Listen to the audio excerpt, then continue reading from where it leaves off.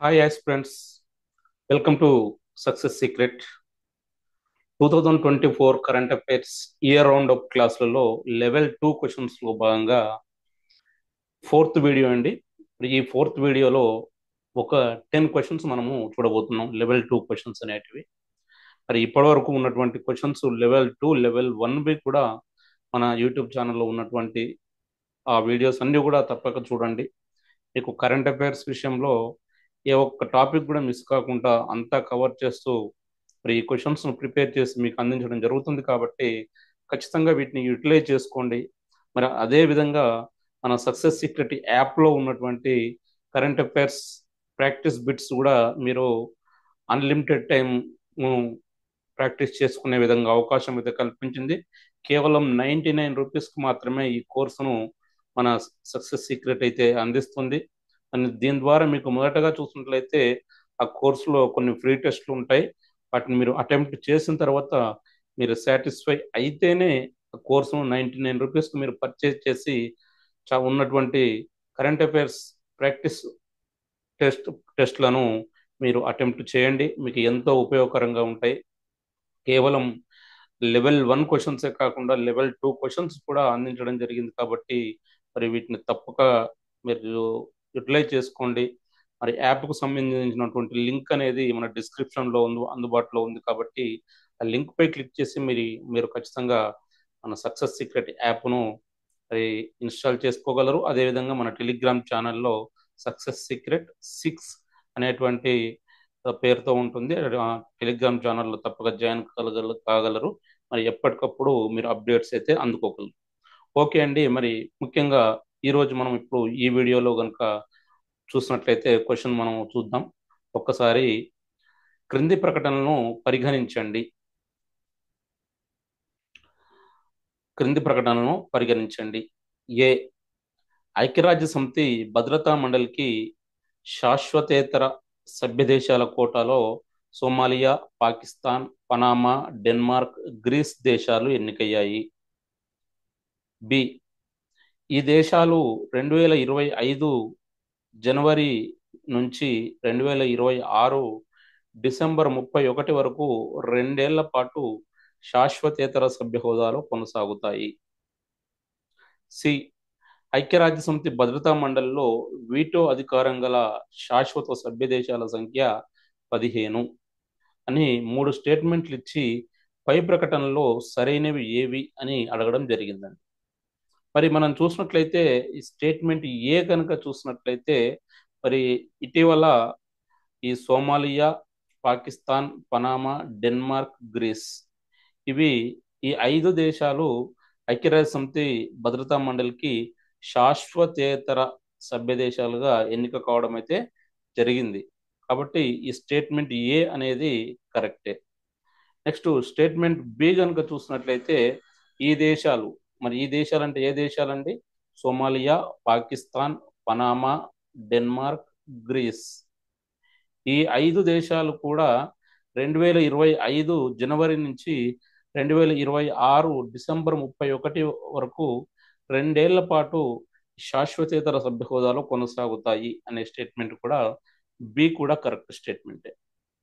Next C statement కనుక మనం చూసినట్లయితే ఐక్యరాజ్య సమితి భద్రతా మండలిలో వీటో అధికారం గల శాశ్వత సభ్య దేశాల సంఖ్య 15 అని సి స్టేట్మెంట్ పేర్కొంటుంది. మరి మరి ఐక్యరాజ్య సమితి భద్రతా మండలిలో వీటో అధికారం గల శాశ్వత సభ్య దేశాల సంఖ్య 15 అయితే కాదండి. ఎంత అంటే ఆ సంఖ్య 5 మాత్రమే. వీటో అధికారం గల శాశ్వత సభ్య దేశాల సంఖ్య 5 మాత్రమే. కాబట్టి సి అనేది రాంగ్ స్టేట్మెంట్, ఏబి మాత్రమే కరెక్ట్ స్టేట్మెంట్. కాబట్టి మనం ఇక్కడ ఆన్సర్గా 1ని గుర్తించాల్సి ఉంటుందండి.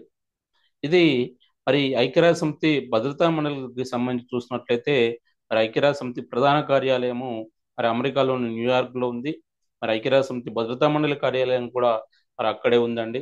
మరి ఐక్యరాజ్య సమితిని ఎప్పుడు ఏర్పాటు చేశారు అని కనుక మనం చూసినట్లయితే 1945 అక్టోబర్ 24న ఐక్యరాజ్య సమితిని ఏర్పాటు చేయడం అయితే జరిగిందండి. 1945 అక్టోబర్ 24న దీన్ని ఏర్పాటు చేయడం జరిగింది. మరి ఐక్యరాజ్య సమితి భద్రతా మండలిలో ఉన్నటువంటి మొత్తం దేశాల సంఖ్య 15 ఉంటుంది. దాంట్లో 5 మాత్రం శాశ్వత సభ్య దేశాలుగా ఉంటాయి. మిగతా 10 ఈ 2 సంవత్సరాల కాలానికి ఎన్నికవుతూ ఉంటాయి అన్నట్టు. మరి 5 దేశాలు ఏంటి?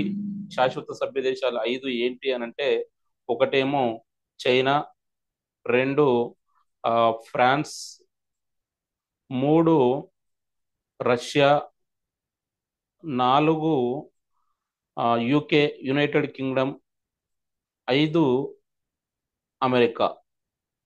ఇవి 5 కూడా ఈ ఐక్యరాజ్య సమితి భద్రతా మండలిలో శాశ్వత సభ్య దేశాలుగా ఉంటాయి. ఏంటి? China, France, Russia, United Kingdom, America. ఈ 5 కూడా ఐక్యరాజ్య సమితి భద్రతా మండలిలో శాశ్వత సభ్య దేశాలు. వీటికి వీటో అధికారం అయితే ఉంటుంది. ఇది అండి మరి మనకు ఈ ఐక్యరాజ్య సమితి భద్రతా మండలిలో ఇటీవల చేరినటువంటి 5 సభ్య దేశాలకు సంబంధించి, శాశ్వతేతర సభ్య దేశాలకు సంబంధించి. మరి దీనికి సంబంధించి గనక మీకు ఒకవేళ క్వశ్చన్ వచ్చేసినట్లయితే ఏ విధంగా వస్తుంది? ఐక్యరాజ్య సమితి భద్రతా మండలికి ఇటీవల సభ్య దేశాలుగా ఎన్నికైన దేశాలు ఏవి అని మరి మీకు ఒక 4 ఆప్షన్లు వచ్చి కన్ఫ్యూజ్ చేయడం కోసం. మరి దాంట్లో కనుక చూసినట్లయితే Somalia, Pakistan, Panama, Denmark, Greece అనేది మీరు గుర్తుంచుకోవాల్సి అయితే ఉంటుందండి. మొదటగా Somalia, Pakistan, Panama, Denmark, Greece. ఈ 5 దేశాలు ఈ శాశ్వతేతర సభ్యులుగా ఐక్యరాజ్య సమితి భద్రతా మండలికి ఎన్నిక కావడం అయితే జరిగింది. ఈ 5 దేశాలు కూడా 2 ఏళ్ల పాటు మరి శాశ్వతేతర సభ్య దేశాలుగా ఉంటాయి.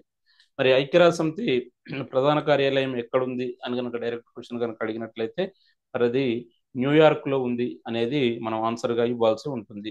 ఐక్యరాజ్య సమితిని ఎప్పుడు ఏర్పాటు చేశారు అంటే 1945 అక్టోబర్ 24న ఏర్పాటు చేశారు. ఐక్యరాజ్య సమితి భద్రతా మండలిలో శాశ్వత సభ్య దేశాల సంఖ్య ఎంత అంటే 5. ఐక్యరాజ్య సమితి భద్రతా మండలిలో శాశ్వత సభ్య దేశాల సంఖ్య 5. తర్వాత ఐక్యరాజ్య సమితి మండలిలో శాశ్వతేతర సభ్య దేశాల సంఖ్య ఎంత అంటే 10. 15లో 5 పోతే 10 ఈ శాశ్వతేతర సభ్య దేశాలు. ఇవి 2 సంవత్సరాల కాలానికి ఎన్నుకోబడుతూ ఉంటాయి అన్నట్టు. మరి ఈ శాశ్వత సభ్య దేశాలు ఏవి అని కనుక చూస్తే China, France, Russia, United Kingdom, America. మరి నెక్స్ట్ క్వశ్చన్ కనుక మనం చూసినట్లయితే క్రింది ప్రకటనలను పరిగణించండి. ఏ 2024 జూలై 1 నుంచి దేశవ్యాప్తంగా 3 నూతన నేర న్యాయ చట్టాలు అమల్లోకి వచ్చాయి. బి భారత శిక్షా స్మృతి ఐపీసీ, నేర శిక్షా స్మృతి సిఆర్పిసి, భారత సాక్ష్యాధార చట్టం స్థానంలో భారతీయ న్యాయ సంహిత బిఎన్ఎస్, భారతీయ నాగరిక సురక్ష సంహిత బిఎన్ఎస్ఎస్, భారతీయ సాక్ష్య అధియం బిఎస్ఏ అమల్లోకి వచ్చాయి. సి భారతీయ శిక్షా స్మృతి ఐపీసీలో 511 సెక్షన్లు ఉంటే భారతీయ న్యాయ సంహితలో ఆ సంఖ్యను 358కి కుదించారు అని 3 స్టేట్మెంట్లు ఇవ్వడం జరిగిందండి. మరి ఈ 3 స్టేట్మెంట్లు ఇచ్చి దీంట్లో సరైనవి ఏవి అని మనకు క్వశ్చన్ అయితే అడగడం జరుగుతుంది. మరి దీంట్లో చూసినట్లయితే మనం ఈ నూతన నేర న్యాయ చట్టాల గురించి ఇదివరకు కూడా చెప్పుకున్నాం, ఇదివరకు క్వశ్చన్లలో కూడా. ఇవి 2024 జూలై 1 నుంచి దేశవ్యాప్తంగానైతే అమల్లోకి రావడం జరిగింది. కాబట్టి ఈ స్టేట్మెంట్ ఏ అనేది కరెక్ట్ స్టేట్మెంట్. నెక్స్ట్ భారత శిక్షా స్మృతి ఐపీసీ, నేర శిక్షా స్మృతి సిఆర్పిసి, భారత సాక్ష్యాధార చట్టం స్థానంలో భారతీయ న్యాయ సంహిత బిఎన్ఎస్, భారతీయ నాగరిక సురక్ష సంహిత బిఎన్ఎస్ఎస్, భారతీయ సాక్ష్యాధియం బిఎస్సి అమల్లోకి వచ్చాయి అనేది బి స్టేట్మెంట్ పేర్కొంటుంది. కాబట్టి ఈ బి కూడా కరెక్ట్ స్టేట్మెంటేనండి. నెక్స్ట్ చూసినట్లయితే భారతీయ శిక్షా స్మృతి ఐపీసీలో 511 సెక్షన్లు ఉంటే భారతీయ న్యాయ సంహితలో ఆ సంఖ్యను 358కి కుదించారు అని మరి అడగడం అయితే జరుగుతుంది. దీన్ని మనం చూసినట్లయితే భారతీయ శిక్షా స్మృతిలో 511 సెక్షన్లు ఉంటే వాటిని ఇప్పుడు మరి భారతీయ న్యాయ సంహితలో 358 కుదించారు అని స్టేట్మెంట్ సి పేర్కొంటుంది కాబట్టి సి కూడా కరెక్ట్ స్టేట్మెంటే. మూడింటికి మూడు కూడా కరెక్ట్ స్టేట్మెంట్లే కాబట్టి మనం ఆన్సర్గా అన్నీ సరైనవి అని గుర్తించాల్సి ఉంటుందండి. మరి వీటి గురించి కనుక మనం ఒకసారి చెప్పుకున్నట్లయితే 2024 జూలై 1 నుంచి మరి ఇప్పటి వరకు ఉన్నటువంటి నేర న్యాయ చట్టాల స్థానంలో మూడు కొత్త ఆ, నేర న్యాయ చట్టాలు అయితే అమల్లోకి వచ్చాయి. అవి ఏంటి అంటే మరి ఇప్పటి వరకు అమల్లో ఉన్నటువంటి ఐపీసీ భారత శిక్షా స్మృతి స్థానంలోనేమో భారతీయ ఆ, న్యాయ సంహిత అమల్లోకి రావడం జరిగింది. దీన్ని ఐపీసీ అంటారు. ఐపీసీ ఏమో బిఎన్ఎస్ గా మారింది. ఐపీసీ బిఎన్ఎస్ గా భారతీయ శిక్షా స్మృతినేమో భారతీయ న్యాయ సంహితగా మారిందండి. నెక్స్ట్ నేర శిక్షా స్మృతి ఈ సిఆర్పిసి నేమో సిఆర్పిసి అనేది భారతీయ నాగరిక్ సురక్ష సంహిత బిఎన్ఎస్ఎస్ గా మారింది. బిఎన్ఎస్ఎస్ గా మారింది. నెక్స్ట్ భారత సాక్ష్యాధార చట్టం స్థానంలో భారతీయ సాక్ష్య అధినియం అయితే వచ్చింది. మరి ఈ భారతీయ శిక్షా స్మృతి అంటే ఈ ఐపీసీలో ఇప్పటి వరకు 511 సెక్షన్లు ఉండేటివి. కానీ మరి మరి భారతీయ శిక్షా స్మృతి అనేది ఇప్పుడు భారతీయ న్యాయ సంహితగా మారింది కాబట్టి దాంట్లో మరి ఈ సెక్షన్ల సంఖ్యను తగ్గించడం జరిగింది. దాని ఎంతకు అంటే 511 ఇప్పటి వరకు ఉండేవి ఇప్పుడు 358కి ఆ సంఖ్యను కుదించడం జరిగింది. మరి ఇది అండి మరి కొత్తగా అమల్లోకి వచ్చినటువంటి మూడు నూతన నేర న్యాయ చట్టాలకు సంబంధించినటువంటి అంశం. మరి దీనికి సంబంధించి ఒకవేళ డైరెక్ట్ క్వశ్చన్ కనుక వచ్చినట్లయితే ఏ విధంగా వచ్చే అవకాశం ఉంటుంది అని కనుక మనం చూసినట్లయితే మరి భారతదేశంలో మూడు నూతన నేర న్యాయ చట్టాలు ఎప్పటి నుంచి అమల్లోకి రావడం జరిగింది అని అడిగినట్లయితే మనం ఆన్సర్గా ఏమి ఇవ్వాల్సి ఉంటుందండి? 2024 జూలై 1. నెక్స్ట్ భారత శిక్షా స్మృతి ఐపీసీ స్థానంలో కొత్తగా అమల్లోకి వచ్చినటువంటి చట్టం పేరు ఏమిటి అని అంటే భారతీయ న్యాయ సంహిత బిఎన్ఎస్. అదేవిధంగా నేర శిక్షా స్మృతి సిఆర్పిసి స్థానంలో కొత్తగా అమల్లోకి వచ్చిన చట్టం పేరు ఏమిటి? భారతీయ నాగరిక్ సురక్షా సంహిత బిఎన్ఎస్ఎస్. నెక్స్ట్ భారత సాక్ష్యాధార చట్ట స్థానంలో అమల్లోకి వచ్చినటువంటి కొత్త చట్టం పేరు ఏమిటి? భారతీయ సాక్ష్య అధినియం పిఎస్ఏ. ఇది ఇవ్వండి. మరి మరి ఇటీవల అమల్లోకి వచ్చినటువంటి భారతీయ న్యాయ సంహితలో ఎన్ని సెక్షన్లు ఉన్నాయి అని అంటే మరి 358 ఉన్నాయి. మరి గతంలో భారతీయ శిక్షా స్మృతిలో ఐపీసీలో ఎన్ని సెక్షన్లు ఉండేటివి అంటే 511 ఉండేటివి. గతంలో 511 ఉంటే వాటిని ఇప్పుడు 358కి కుదించడం అయితే జరిగింది. నెక్స్ట్ క్వశ్చన్ మనం చూసినట్లయితే క్రింది ప్రకటనను పరిగణించండి. ఏ తెలంగాణకు చెందిన రమేష్ కార్తిక్ నాయక్ కు కేంద్ర సాహిత్య అకాడమీ యువ పురస్కార్ అవార్డు 2024 లభించింది. బి ఆంధ్రప్రదేశ్కు చెందిన పమిడి ముక్కల చంద్రశేఖర్ ఆజాద్కు కేంద్ర సాహిత్య అకాడమీ బాల సాహిత్య పురస్కారం లభించింది. సి తెలుగు కథల సంపుటి డావ్లో విషాద గీతం రచనకు గాను పమిడి ముక్కల చంద్రశేఖర్ ఆజాద్కు బాల సాహిత్య పురస్కారం లభించింది. డి మాయాలోకం నవలకు గాను రమేష్ కార్తిక్ నాయక్ యువ పురస్కారం అవార్డు లభించింది అని 4 స్టేట్మెంట్ ఇచ్చి వీటిలో పై ప్రకటనలలో సరైనవి ఏవి అని అడగడం జరిగిందండి. మరి దీంట్లో కరెక్ట్ స్టేట్మెంట్ ఏంటి అని గనక మనం ఒక్కసారి గనక చూసినట్లయితే స్టేట్మెంట్ ఏ తెలంగాణకు చెందిన రమేష్ కార్తిక్ నాయక్ కేంద్ర సాహిత్య అకాడమీ యువ పురస్కార్ అవార్డు 2024 లభించింది అనేది స్టేట్మెంట్ ఏ అనేది అయితే కరెక్టేనండి. అంటే ఈ రమేష్ కార్తిక్ నాయక్ 2024 సంవత్సరానికి సాహిత్య అకాడమీ యువ పురస్కార్ అవార్డు అయితే లభించింది. ఇతను తెలంగాణకు చెందినటువంటి వ్యక్తి. కాబట్టి స్టేట్మెంట్ ఏ అనేది కరెక్ట్ స్టేట్మెంట్. నెక్స్ట్ అదేవిధంగా 2024 సంవత్సరానికి కేంద్ర సాహిత్య అకాడమీ బాల సాహిత్య పురస్కారము పమిడి ముక్కల చంద్రశేఖర్ ఆజాద్కు లభించింది. ఇతను ఆంధ్రప్రదేశ్కు చెందినటువంటి వ్యక్తి.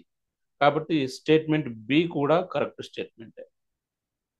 నెక్స్ట్ చూస్తే సి స్టేట్మెంట్. తెలుగు కథల సంపుటి డావ్లో విషాద గీతం రచనకు గాను పమిడి ముక్కల చంద్రశేఖర్ ఆజాద్కు బాల సాహిత్య పురస్కారం లభించింది అని సి స్టేట్మెంట్ పేర్కొంటుంది. మరి ఈ స్టేట్మెంట్ సి అనేది రాంగ్ అండి. నెక్స్ట్ మరి అంటే ఈ పమిడి ముక్కల చంద్రశేఖర్కు బాల సాహిత్య పురస్కారం వచ్చింది వాస్తవమే, కానీ అతనికి ఈ డావ్లో అనే రచనకు గాను ఇది రాలేదు. మరి అతనికి ఏ రచనకు గాను వచ్చింది అనేది మనం చూద్దాం, ఎక్స్ప్లెనేషన్లో చూడబోతున్నాం. సి మాత్రము రాంగ్ స్టేట్మెంట్. నెక్స్ట్ చూస్తే మాయాలోకం నవలకు గాను రమేష్ కార్తిక్ నాయక్కు యువ పురస్కారం లభించింది అని అంటుంది. మరి ఈ రమేష్ కార్తిక్ నాయక్కు యువ పురస్కారం లభించింది వాస్తవమే, కానీ ఈ మాయాలోకం నవలకు కాదు. కాబట్టి డి కూడా రాంగ్ స్టేట్మెంట్. ఈ సిడి రెండు రాంగ్ స్టేట్మెంట్లు, ఏబి మాత్రమే కరెక్ట్ అయినటువంటి స్టేట్మెంట్లు. మరి వీటికి చూస్తే మరి వీటికి సిలో ఏంటి, మరి ఈ పమిడి ముక్కల చంద్రశేఖర్ ఆజాద్కు ఏ రచనకు గాను వచ్చింది మరి ఈ బాల సాహిత్య కేంద్ర సాహిత్య అకాడమీ బాల సాహిత్య పురస్కారం అంటే అతనికి ఈ మాయాలోకం అనే నవలకు గాను పమిడి ముక్కల చంద్రశేఖర్ ఆజాద్కు బాల సాహిత్య పురస్కారం అయితే లభించింది. మరి అదేవిధంగా ఈ రమేష్ కార్తీక్ నాయక్కు తెలుగు కథల సంపుటి అయినటువంటి డాబ్లో విషాద గీతం రచనకు గాను అతనికి ఈ రమేష్ కార్తిక్ నాయక్ కేంద్ర సాహిత్య అకాడమీ యువ పురస్కార్ అవార్డు అయితే రావడం జరిగింది. ఏబి మాత్రమే సరైనవి అని మనం గుర్తించాల్సి ఉంటుందండి. మరి దీంట్లో కనుక మనం చూసినట్లయితే 2024 సంవత్సరానికి కేంద్ర సాహిత్య అకాడమీ బాల సాహిత్య పురస్కారం ఎవరికి లభించింది అని చూసినట్లయితే ఆన్సర్ పమిడి ముక్కల చంద్రశేఖర్. ఏ రచనకు గాను పమిడి ముక్కల చంద్రశేఖర్ ఆజాద్కు కేంద్ర సాహిత్య అకాడమీ బాల సాహిత్య పురస్కారం 2024 లభించింది అనంటే అది ఈ మాయాలోకం అనే నవలకు గాను లభించింది. మరి అదేవిధంగా మాయాలోకం అనే నవలకు గాను 2024 సంవత్సరానికి కేంద్ర సాహిత్య అకాడమీ బాల సాహిత్య పురస్కారం ఎవరికి లభించింది అంటే పమిడి ముక్కల చంద్రశేఖర్ అని మనం ఆన్సర్ ఇవ్వాల్సి ఉంటుంది.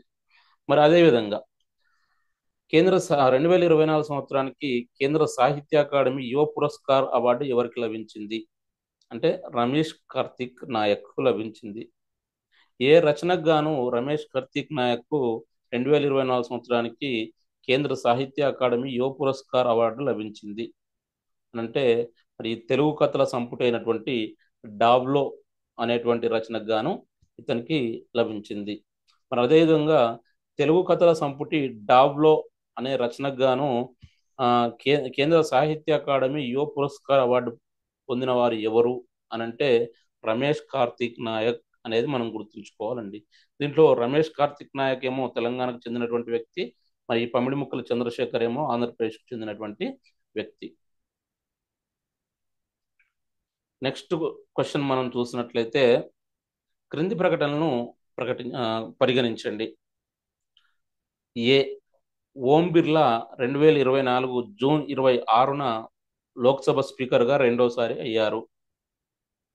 బి ఓం బిర్లా రాజస్థాన్లోని కోటా స్థానం నుంచి బీజేపీ ఎంపీగా విజయం సాధించాడు. సి తొలి విడతలో 5 ఏళ్లు పూర్తి చేసి వరుసగా రెండోసారి స్పీకర్ పదవి చేపట్టిన తొలి వ్యక్తి జిఎంసి బాలయోగి అని 3 స్టేట్మెంట్లు ఇచ్చి పై ప్రకటనలో సరైనవి ఏవి అని అడగడం అయితే జరిగిందండి. మరి దీంట్లో చూసినట్లయితే మనము స్టేట్మెంట్ ఏ గనక మనం చూసినట్లయితే ఒకసారి ఓం బిర్లా లోక్సభ స్పీకర్ అయినటువంటి ఓం బిర్లా మరి 2024 జూన్ 26న రెండోసారి ఎంపిక కావడం జరిగింది. కాబట్టి స్టేట్మెంట్ ఏ అనేది కరెక్టే. 2024 జూన్ 26న మరి ఓం బిర్లా లోక్సభ స్పీకర్గా రెండోసారి ఎన్నికయ్యారు. కాబట్టి స్టేట్మెంట్ ఏ అనేది కరెక్ట్. నెక్స్ట్, ఓం బిర్లా రాజస్థాన్లోని కోటా స్థానం నుంచి బీజేపీ ఎంపీగా విజయం సాధించాడు అనేది బి స్టేట్మెంట్. మరి బి కూడా కరెక్ట్ స్టేట్మెంటే. మరి లోక్సభ స్పీకర్ అయినటువంటి ఓం ప్రకాష్ బిర్లా ఇతను రాజస్థాన్లో ఉన్నటువంటి కోటా నుంచి ఎంపీగా ఎన్నిక కావడం జరిగింది. ఇతను బీజేపీకి చెందినటువంటి ఎంపీ. నెక్స్ట్, సి చూసినట్లయితే తొలి విడతలో 5 ఏళ్లు పూర్తి చేసి వరుసగా రెండోసారి స్పీకర్ పదవి చేపట్టిన తొలి వ్యక్తి జిఎంసి బాలయోగి. స్టేట్మెంట్ సి అనేది రాంగ్ అండి. ఎందుకంటే తొలి విడతలో 5 ఏళ్లు పూర్తి చేసి వరుసగా రెండోసారి పదవి చేపట్టిన తొలి వ్యక్తి జిఎంసి బాలయోగి కాదు. అతను ఎవరు అంటే బలరాం జక్కర్. మరి ఇప్పుడు కనుక చూసుకున్నట్లయితే తొలి విడతలో 5 ఏళ్లు పూర్తి చేసి వరుసగా రెండోసారి స్పీకర్ పదవిని చేపట్టినటువంటి రెండో వ్యక్తి ఎవరు అని అంటే ప్రస్తుత స్పీకర్ అయినటువంటి లోక్సభ స్పీకర్ అయినటువంటి ఓం బిర్లా. ఇప్పుడు వరుసగా తొలి విడతలో 5 ఏళ్లు పూర్తి చేసుకొని మరి వరుసగా రెండోసారి అతను మరి లోక్సభ స్పీకర్గా బాధ్యతలు అయితే చేపట్టడం జరిగింది. మరి అదేవిధంగా చూసినట్లయితే కాబట్టి మనం దీంట్లో చూసినట్లయితే ఏబి మాత్రమే సరైనవి అనేది ఆన్సర్గా ఇవ్వాల్సి ఉంటుందండి. సి అనేది అయితే కాదు. నెక్స్ట్ క్వశ్చన్ కనుక మనం చూసినట్లయితే మరి దీనికి సంబంధించి ఒక క్వశ్చన్ కనుక ఒక డైరెక్ట్ క్వశ్చన్స్ వస్తే ఏ విధంగా వచ్చే అవకాశం ఉంది అంటే మరి లోక్సభ స్పీకర్ ఎవరు అంటే ఓం ప్రకాష్ బిర్లా. మరి లోక్సభ స్పీకర్గా ఓం ప్రకాష్ బిర్లా ఎన్నోసారి ఎన్నికయ్యారు అంటే రెండోసారి. ఓం ప్రకాష్ బిర్లా ఏ స్థానం నుంచి ఎంపీగా ఎన్నికయ్యారు అంటే కోట అంటే మనకు తెలుసు, కానీ ఎక్కువగా ఈ ఐఐటి జేఈ వాటికి ఎక్కువ కోచింగ్స్ ఇస్తూ ఉంటుంది. రాజస్థాన్లో ఉన్నటువంటి కోట ఎక్కువ ఫేమస్ అది. అక్కడి నుంచి ఇతను ఎంపీగా ఎన్నిక కావడం అయితే జరిగింది. మరి తొలి విడతలో 5 ఏళ్లు పూర్తి చేసి వరుసగా రెండోసారి స్పీకర్ పదవిని చేపట్టిన రెండో వ్యక్తి ఎవరు అని అంటే ఇతనే ఓం ప్రకాష్ బిర్లా. ఓం ప్రకాష్ బిర్లా యొక్క ఘనత ఏంటి అంటే తొలి విడతలో 5 సంవత్సరాలు పూర్తి చేసుకొని రెండోసారి వరుసగా లోక్సభ స్పీకర్గా బాధ్యతలు చేపట్టడం ఈయన ఘనత. మరి అదేవిధంగా తొలి విడతలో 5 ఏళ్లు పూర్తి చేసి వరుసగా రెండోసారి స్పీకర్ పదవిని చేపట్టినటువంటి తొలి వ్యక్తి ఎవరు అని కనుక మనం చూసినట్లయితే అతను బలరాం జక్కర్ అనేది మనం ఆన్సర్గా ఇవ్వాల్సి ఉంటుందండి. నెక్స్ట్ చూసినట్లయితే క్వశ్చను, క్రింది ప్రకటనలు పరిగణించండి. స్టాక్ హోమ్ అంతర్జాతీయ శాంతి పరిశోధక కేంద్రం సిప్రి నివేదిక ప్రకారం 2023లో రక్షణ వ్యయం అత్యధికంగా ఉన్న దేశాల జాబితాలో భారత్ 4వ స్థానంలో నిలిచింది. బి, ఈ జాబితాలో చైనా ప్రథమ స్థానంలో నిలిచింది. పై ప్రకటనలో సరైనవి ఏవి అని అడగడం జరిగింది. మరి స్టేట్మెంట్ ఏ గనుక చూసినట్లయితే సిప్రి అంటే స్టాక్ హోమ్ అంతర్జాతీయ శాంతి పరిశోధక కేంద్రం నివేదిక ప్రకారం 2023లో రక్షణ వ్యయం అత్యధికంగా ఉన్నటువంటి దేశాల జాబితాలో భారత్ అయితే 4వ స్థానంలో నిలిచింది. కాబట్టి ఈ స్టేట్మెంట్ అనేది కరెక్ట్. మరి ఈ జాబితాలో చైనా అనేది ప్రథమ స్థానంలో నిలవలేదు కాబట్టి ఇది స్టేట్మెంట్ బి అనేది రాంగ్ స్టేట్మెంట్. ఆన్సర్గా మనము ఒకటి ఏ మాత్రమే సరైనది అని ఇవ్వాల్సి ఉంటుంది. సిప్రి నివేదిక ప్రకారము 2023లో రక్షణ వ్యయం అత్యధికంగా ఉన్న దేశాల జాబితాలో భారత స్థానం ఎంత అని కనుక అడిగినట్లయితే మనం 4 అని ఇవ్వాల్సి ఉంటుందండి. నెక్స్ట్ క్వశ్చన్ మనం చూసినట్లయితే క్రింది ప్రకటనలను పరిగణించండి.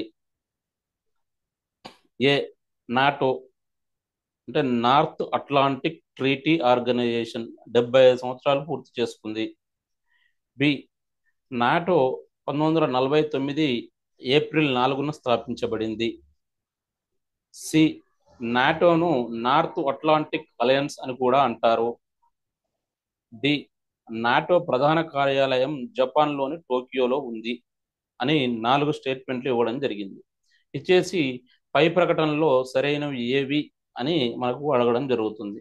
మరి దీన్ని కనుక మనం ఒక్కసారి ఈ నాటోకు సంబంధించి కనుక చూసినట్లయితే మరి స్టేట్మెంట్ ఏ అయితే ఏమంటుంది అని అంటే ఈ North Atlantic Treaty Organization NATO full form కనుక చూసినట్లయితే north Atlantic Treaty organisation.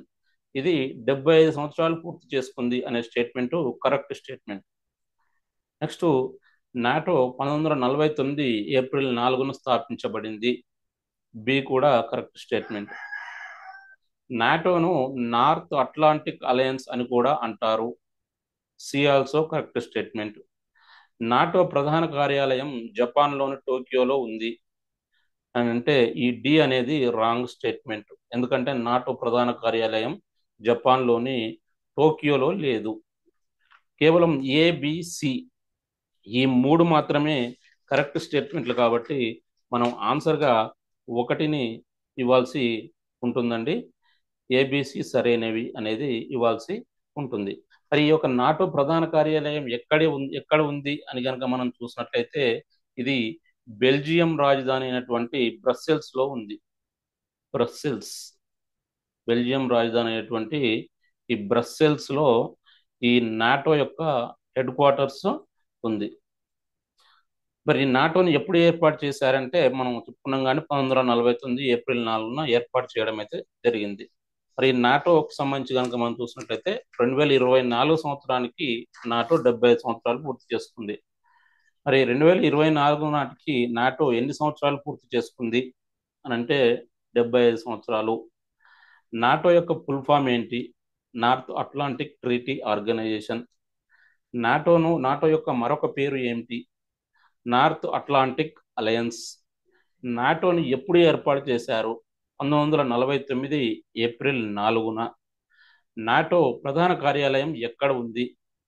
Belgium రాజధాని అయినటువంటి బ్రస్సెల్స్ లో ఉంది అనేది మనం ఈ యొక్క డైరెక్ట్ క్వశ్చన్స్ లాగా గుర్తుంచుకోవాల్సి అయితే ఉంటుందండి. నెక్స్ట్ చూసినట్లయితే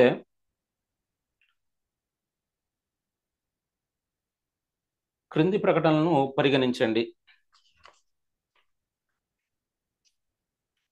ఏ సైబర్ యుద్ధాలను ఎదుర్కొనేందుకు చైనా అధ్యక్షుడు షీ జిన్పింగ్ 2024 ఏప్రిల్ 19న సైన్యంలో ఇన్ఫర్మేషన్ సపోర్ట్ ఫోర్స్ ఐఎస్ఎఫ్ పేరుతో ఓ కొత్త విభాగాన్ని ప్రారంభించారు. బి చైనా సైన్యంలో అత్యున్నత కమాండ్ అయిన సెంట్రల్ మిలిటరీ కమిషన్ సిఎంసి అధిపతిగా అధికార communist party of China CPC అధినేతగా చైనా అధ్యక్షుడిగా జిన్పింగే వ్యవహరిస్తున్నారు అనిచ్చి పై ప్రకటనలో సరైనవి ఏవి అని అడగడం జరిగింది. మరి దీంట్లో చూసినట్లయితే మరి స్టేట్మెంట్ ఏ గనుక మనం ఒకసారి చూసినట్లయితే సైబర్ యుద్ధాలను ఎదుర్కొనేందుకు చైనా అధ్యక్షుడు క్సీ జిన్పింగ్ 2024 ఏప్రిల్ 19న సైన్యంలో information support force ISF information support force పేరుతో ఒక కొత్త విభాగాన్ని అయితే ప్రారంభించారు. కాబట్టి ఈ స్టేట్మెంట్ ఏ అనేది కరెక్ట్. నెక్స్ట్, చైనా సైన్యంలో అత్యున్నత కమాండ్ అయిన సెంట్రల్ మిలిటరీ కమిషన్ అధిపతిగా అదేవిధంగా అధికార communist party of China CPC అధినేతగా చైనా అధ్యక్షుడిగా జిన్పింగే వ్యవహరిస్తున్నారు అని స్టేట్మెంట్ బి పేర్కొంటుంది. మరి బి కూడా కరెక్ట్ స్టేట్మెంటే. రెండింటికి రెండు కూడా కరెక్ట్ స్టేట్మెంట్లే కాబట్టి మనం ఆన్సర్గా రెండు సరైనవి అనేది ఇవ్వాల్సి ఉంటుందండి. మరి దీనికి సంబంధించి కనుక మనం చూసినట్లయితే ఒకవేళ డైరెక్ట్ క్వశ్చన్స్ లాగా వచ్చినట్లయితే మరి చైనా అధ్యక్షుడు ఎవరండి? Xi Jinping. మరి ఇతను ఇటీవల ఏ దేశ అధ్యక్షుడు ఇన్ఫర్మేషన్ సపోర్ట్ ఫోర్స్ పేరుతో సైన్యంలో ఈ సైబర్ యుద్ధాలను ఎదుర్కొనేందుకు సైన్యంలో ఇన్ఫర్మేషన్ సపోర్ట్ ఫోర్స్ పేరుతో ఒక కొత్త విభాగాన్ని ఏర్పాటు చేశారు అని అంటే మరి చైనా అని మనం గుర్తించాల్సి ఉంటుంది. మరి సైబర్ యుద్ధాలను ఎదుర్కొనేందుకు చైనా ఏర్పాటు చేసినటువంటి కొత్త విభాగం పేరు ఏమిటి అని అంటే ఇన్ఫర్మేషన్ సపోర్ట్ ఫోర్స్ ఐఎస్ఎఫ్. అదేవిధంగా చైనా సైన్యంలో అత్యున్నత కమాండ్ అయిన సెంట్రల్ మిలిటరీ కమిషన్ అధిపతి ఎవరు అంటే జీ జిన్పింగ్. మరి అదేవిధంగా అధికార communist party of China CPC అధినేత ఎవరు అంటే అది కూడా జీ జిన్పింగే. చైనా అధ్యక్షుడు కూడా జీ జిన్పింగే. ఈ మూడు పదవులను కూడా మరి ఈ చైనా అధ్యక్షుడు జీ జిన్పింగే వ్యవహరిస్తున్నారు. నెక్స్ట్ క్వశ్చన్ మనం చూసినట్లయితే క్రింది ప్రకటనలను పరిగణించండి. ఏ 2024 సంవత్సరానికి బీజేపీ అగ్రనేత ఎల్కే అద్వానీ, బీహార్ మాజీ ముఖ్యమంత్రి కర్పూరి ఠాకూర్, మాజీ ప్రధాని పివి నరసింహారావు, మరో మాజీ ప్రధాని చౌదరి చరణ్ సింగ్, వ్యవసాయ శాస్త్రవేత్త ఎంఎస్ స్వామినాథన్కు భారతరత్న లభించింది. బి 2023 సంవత్సరానికి ఉర్దూ కవి గుల్జార్, అదేవిధంగా సంస్కృత పండితుడు జగద్గురు చార్యులకు 58వ జ్ఞానపీఠ అవార్డు లభించింది అని మరి ఆ రెండు స్టేట్మెంట్లు ఇవ్వడం జరిగింది. ఇచ్చి దీంట్లో సరైన సమాధానం గుర్తించము అని అడగడం జరిగిందండి. మరి దీంట్లో కనుక చూసినట్లయితే స్టేట్మెంట్ ఏ కనుక చూసినట్లయితే 2024 సంవత్సరానికి కేంద్ర ప్రభుత్వము 5గురికి ఈ భారతరత్నను ప్రకటించడం జరిగింది. ఆ 5గురిలో ఒకరు L K Advani, 2 Karpoori Thakur, 3 P V Narasimha Rao, 4 Chaudhary Charan Singh, 5 M S Swaminathan. మరి కాబట్టి ఈ ఈ స్టేట్మెంట్ ఏ అనేది కరెక్ట్. నెక్స్ట్ బి 2023 సంవత్సరానికి ఉర్దూ కవి గుల్జార్, సంస్కృత పండితుడు జగద్గురు రామభద్రాచార్యులకు 58వ జ్ఞానపీఠ అవార్డు లభించింది. మరి బి కూడా కరెక్ట్ స్టేట్మెంటే. రెండింటికి రెండు కూడా కరెక్ట్ స్టేట్మెంట్లు కాబట్టి ఏబి రెండు సరైనవి అని మనం ఇవ్వాల్సి ఉంటుందండి. 2024 సంవత్సరానికి అయితే కేంద్ర ప్రభుత్వము 5గురికి భారతరత్న ప్రకటించడం అయితే అది జరిగింది. ఆ 5గురు ఎవరు అని కనుక మనం ఒక్కసారి చూసినట్లయితే ఒకరేమో ఎల్కే అద్వానీ, బీజేపీ యొక్క అగ్రనేత అయినటువంటి మరి అగ్రనేత, మరి అదేవిధంగా భారత మాజీ ఉప ప్రధాని. ఇతను 2002 నుంచి 2004 వరకు కూడా భారత ఉప ప్రధానిగా పనిచేయడం జరిగింది ఎల్కే అద్వానీ. తర్వాత బీహార్ మాజీ ముఖ్యమంత్రి అయినటువంటి కర్పూరి ఠాగూర్, ఇతనికి కూడా మరి బీహార్కు ఇతను 2 సార్లు ముఖ్యమంత్రిగా పనిచేయడం జరిగింది. మరి ఇతను కూడా ఈ భారతరత్న అయితే ప్రకటించడం జరిగింది. అదేవిధంగా బీహార్కు ఇతను 11వ ముఖ్యమంత్రి. మరి అదేవిధంగా భారత 9వ ప్రధానమంత్రి అయినటువంటి మరి తెలుగు వ్యక్తి అయినటువంటి పివి నరసింహారావు కూడా మరి భారతరత్న లభించింది. మరి పివి నరసింహారావు కనుక చూసుకుంటే 1991 నుంచి 96 వరకు భారత ప్రధానిగా పనిచేయడం అయితే జరిగింది. తర్వాత చౌదరి చరణ్ సింగ్, మరి భారత 5వ ప్రధానమంత్రి అయినటువంటి చౌదరి చరణ్ సింగ్ కూడా భారతరత్న లభించడం జరిగింది. ఇతను 1979 నుంచి 80 వరకు భారతదేశ ప్రధానిగా పనిచేయడం అయితే జరిగింది. మరి అదేవిధంగా భారత హరిత విప్లవ పితామహుడు అని పేర్కొనేటువంటి వ్యవసాయ శాస్త్రవేత్త ఎంఎస్ స్వామినాథన్ కూడా ఈ భారతరత్న అవార్డు అయితే లభించింది. కాబట్టి రెండింటికి రెండు కూడా కరెక్ట్ స్టేట్మెంట్లే కాబట్టి ఏవి రెండు సరైనవి అని మనము గుర్తుంచుకోవాల్సి అయితే ఉంటుంది.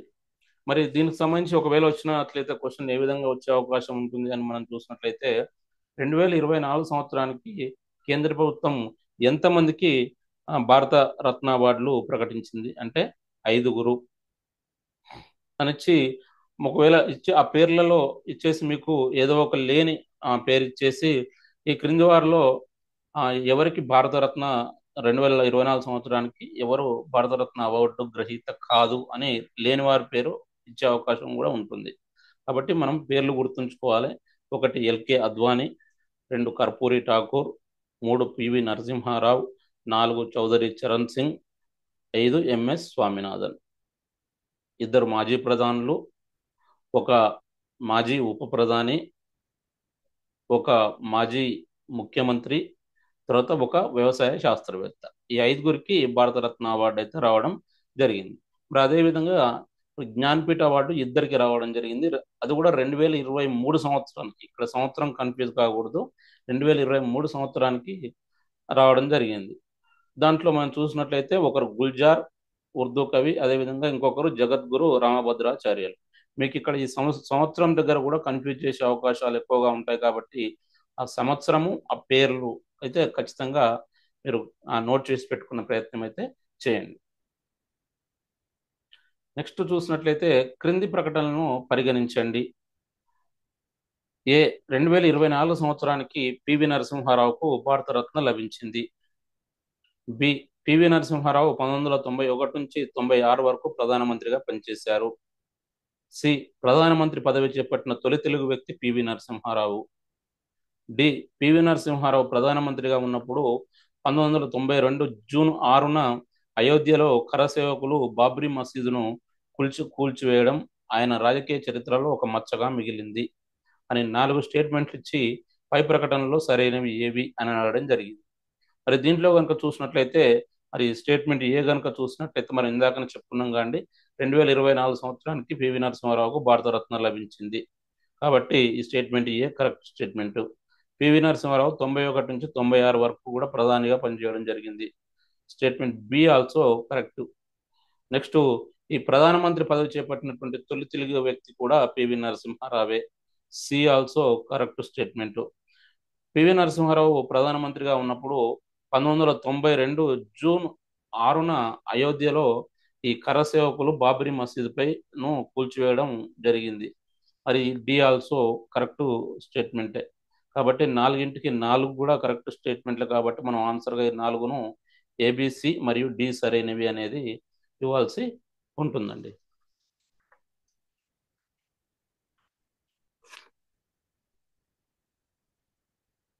నెక్స్ట్ క్వశ్చన్ చివరి క్వశ్చన్ కనుక మనం చూసినట్లయితే క్రింది ప్రకటనలను పరిగణించండి.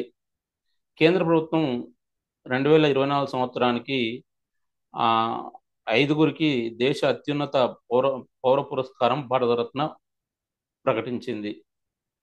బి ఇప్పటి వరకు 52 మందికి భారతరత్న లభించింది అని 2 స్టేట్మెంట్ ఇచ్చి సరైన సమాధానం గుర్తించము అని అడగడం జరుగుతుంది. మనం చూసినట్లయితే మరి స్టేట్మెంట్ ఏ అయితే కరెక్టే. మనం ఇప్పటివరకు చెప్పుకున్నది 5గురికి కేంద్ర ప్రభుత్వం 2024 సంవత్సరానికి మరి భారతరత్న ప్రకటించడం జరిగింది. ఒకటి L K Advani, 2 P V Narasimha Rao, 3 Chaudhary Charan Singh, 4 Karpoori Thakur, 5 M S Swaminathan. కాబట్టి 5గురికి ఇచ్చిండ్రు అనేది ఈ స్టేట్మెంట్ ఏ అనేది కరెక్ట్. మరి ఇప్పటి వరకు 52 మందికి భారతరత్న లభించింది అనేది స్టేట్మెంట్ బి పేర్కొంటుంది. మరి స్టేట్మెంట్ బి అనేది రాంగ్ అండి. ఎందుకంటే ఇప్పటి వరకు 53 మందికి భారతరత్న లభించింది కాబట్టి ఈ 52 అనేది రాంగ్ స్టేట్మెంట్. కాబట్టి స్టేట్మెంట్ బి అనేది రాంగ్ స్టేట్మెంట్. ఇక్కడ మనం ఆన్సర్గా ఏ సరైనది బి సరికాదు అనేది ఇవ్వాల్సి ఉంటుంది. ఇది అండి మనకి మీకు ఈ వీడియోలో అందించినటువంటి మరి కరెంట్ అఫైర్స్ లెవెల్ 2 క్వశ్చన్స్. మరి మరొక వీడియోతో మళ్ళీ కలుద్దాం. మరి మన ఈ వీడియోను రెగ్యులర్గా ఫాలో అవుతూ ఉండడమే కాకుండా మన యాప్ను కూడా ఇన్స్టాల్ చేసుకొని క్వశ్చన్స్ను మీరు ప్రాక్టీస్ చేస్తూ ఉండండి. మీకు ఎంతో ఉపయోగకరంగా ఉంటాయి కాబట్టి అన్ని పోటీ పరీక్షలు గ్రూప్స్, అదేవిధంగా ఎస్ఐ, కానిస్టేబుల్, ఇతర దేశ స్థాయిలో, జాతీయ స్థాయిలో నిర్వహించే పరీక్షలు కూడా ఎంతో ఉపయోగకరంగా ఉంటాయి కాబట్టి మరి తప్పక మీరు వీటిని రెగ్యులర్గా చూస్తూ ఉండండి. మీ ఫ్రెండ్స్ అందరూ కూడా తెలియజేయండి. మీ విలువైన సలహాలు, సూచనలు కామెంట్ రూపంలో కూడా తెలియజేయండి. Best of luck. మరొక వీడియోతో మళ్ళీ కలుద్దాం.